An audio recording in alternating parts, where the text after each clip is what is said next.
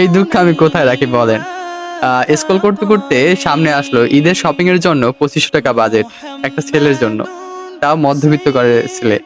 তো পাঞ্জাবির জন্য 700 টাকা, শার্টের জন্য 500 টাকা, প্যান্টের জন্য আবারও 700 টাকা, জুতার জন্য 600 টাকা। একটা সত্যি কথা বলতে কি, আমার 5-6 বছরের ঈদেও 500 টাকা পাইনি ভাই ঈদ শপিং এর জন্য। মানে মোটামুটি আপনারা ধারণা করতে পারেন বর্তমানে এই যে ছেলেরা যে মার্কেট টার্গেট করে তারা কোথা থেকে টাকা পায় তারা নিজেরাও জানে না। এই অবস্থায় হয়েছে আমার, মানে প্রচুর একটা ডিফিকাল্ট মোমেন্ট, কিভাবে আপনাদের বোঝাবো বুঝছেন। তো এই কষ্ট শুধু ছেলেরাই বুঝবে।